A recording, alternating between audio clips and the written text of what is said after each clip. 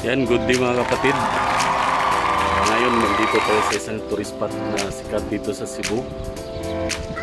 Kung may narinig kayo tungkol kay Helen Adarna, ito yung Temple of Leah.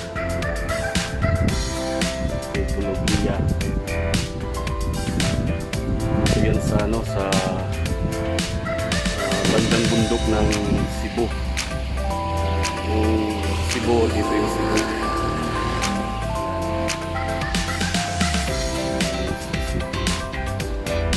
Isa din to sa papuntahan na part ng city tour. Pag nag-city tour kayo, nag-tour kayo ng Cebu, isa to sa papuntahan ng mga tao. Isa sa tourist spot.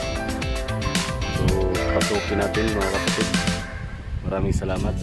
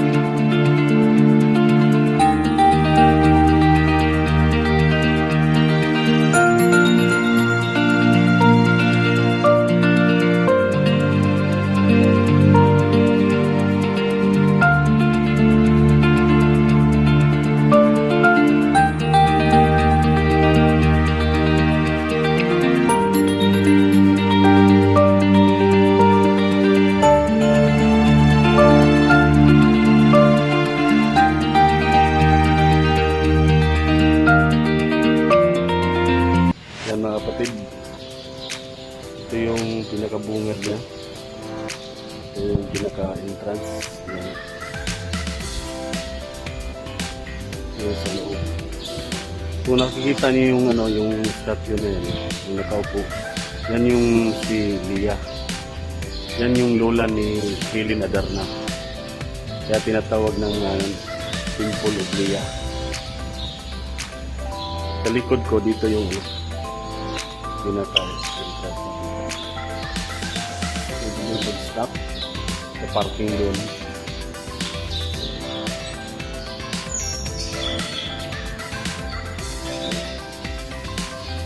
Kabila. Ganda ngayon, walang tao. Hindi mainit lang. Yan. Ganda ng view dito. Ang story ng ng Temple of Leah. Parang story ng kung naalala niyo yung story ng Taj Mahal.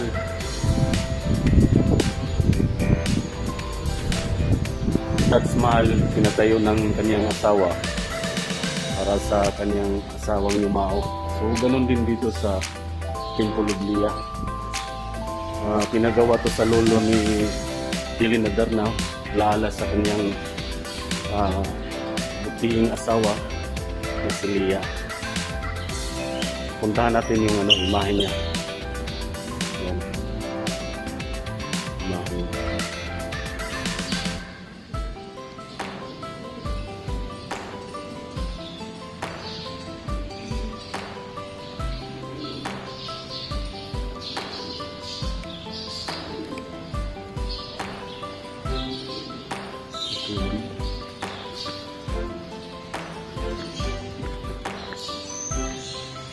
Yan.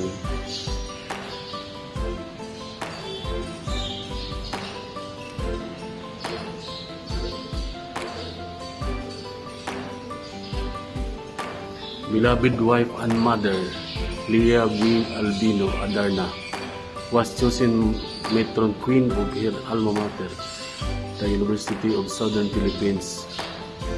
This 9-foot bronze statue portrays her composure and legal bearing when she was crowned, made the beholder discern her innate beauty, poise, and gentleness. Federico Soriano Adarna, born December 13, 1930.